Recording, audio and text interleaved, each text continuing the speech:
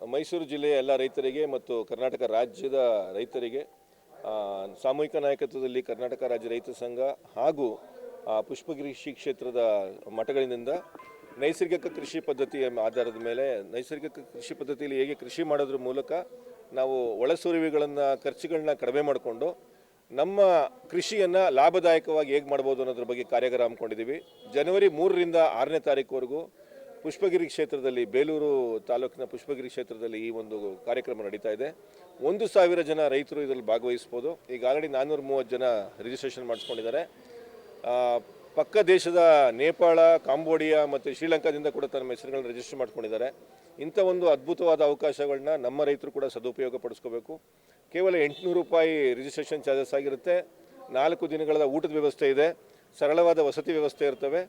ತಾವು ಬಂದು ಅಲ್ಲಿ ಝೀರೋ ಬಜೆಟ್ ನ್ಯಾಚುರಲ್ ಫಾರ್ಮಿಂಗ್ ಅಂತ ZBNF ಅಂತ ಏನು ಕರೀತಾ ಇದ್ದಾರೆ ಸುಭಾಷ್ ಪಾಳೇಕರ್ ಅವರು ಅದ್ರ ಬಗ್ಗೆ ಸಂಪೂರ್ಣವಾದ ನಿಮಗೆ ಕನ್ನಡದಲ್ಲೂ ಕೂಡ ತರ್ಜುಮೆ ಇರ್ತವೆ.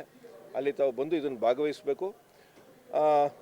ನಾನು ಈಗ ತಾನೇ ಹೇಳ್ತಾ ಇದ್ದೆ, ರೈತ ತಾನು ಮಾಡುವಂಥ ಪ್ರತಿಯೊಂದು ಚಟುವಟಿಕೆಗಳಲ್ಲಿ ಯಾರೆಲ್ಲ ಮಧ್ಯವರ್ತಿಗಳು ಬರ್ತಾರೆ ಎಲ್ಲರೂ ಸಹಕಾರ ಆಗ್ತಾ ಇದ್ದಾರೆ. ಅವ್ರು ಇಷ್ಟು ಜನ ಸಹಕಾರನ ಮಾಡಿದ ರೈತ ಮಾತ್ರ ಇವತ್ತು ಬಡವ, ಸಾಲನ ತರ್ಕೊಳಕ್ಕಾಗ್ದಿರ ಆತ್ಮಹತ್ಯೆ ಮಾಡ್ಕೊತಾ ಇದ್ದಾನೆ.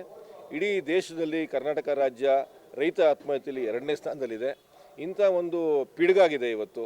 ಅದನ್ನು ಹೋಗಲಾಡಿಸೋದಕ್ಕೆ ಉತ್ತರನೇ ನೈಸರ್ಗಿಕ ಕೃಷಿ. ನಮ್ಮ ಖರ್ಚುಗಳನ್ನ ಕಡಿಮೆ ಮಾಡಿಕೊಂಡು ಮತ್ತು ಕೃಷಿಯನ್ನು ಹೇಗೆ ಉದ್ಯಮವಾಗಿ ಪರಿವರ್ತನೆ ಮಾಡಿಕೊಂಡು ನಾವೇಗೆ ಉದ್ಧಾರ ಆಗ್ಬೋದು ಅನ್ನೋದ್ರ ಬಗ್ಗೆ ಕೂಡ ನಾವಿಲ್ಲಿ ಕಾರ್ಯಾಗಾರ ನಡೆಸ್ತಾ ಇದ್ದೀವಿ. ದಯವಿಟ್ಟು ಹಾಗಾಗಿ ನನ್ನ ಎಲ್ಲ ಸಹೋದರ ಸಹೋದರಿಯರು ಕೃಷಿಯಲ್ಲಿ ತೊಡಗಿಸ್ಕೊಂಡಿರೋ ಎಲ್ಲರೂ ಈ ಒಂದು ಸದುಪಯೋಗನ ಸದ್ಬಳಕೆ ಮಾಡ್ಕೋಬೇಕು ಅಂತೇಳಿ ನಾನು ಈ ಮೂಲಕ ತಮ್ಮಲ್ಲಿ ಕೇಳ್ಕೊತೀನಿ ಸರ್.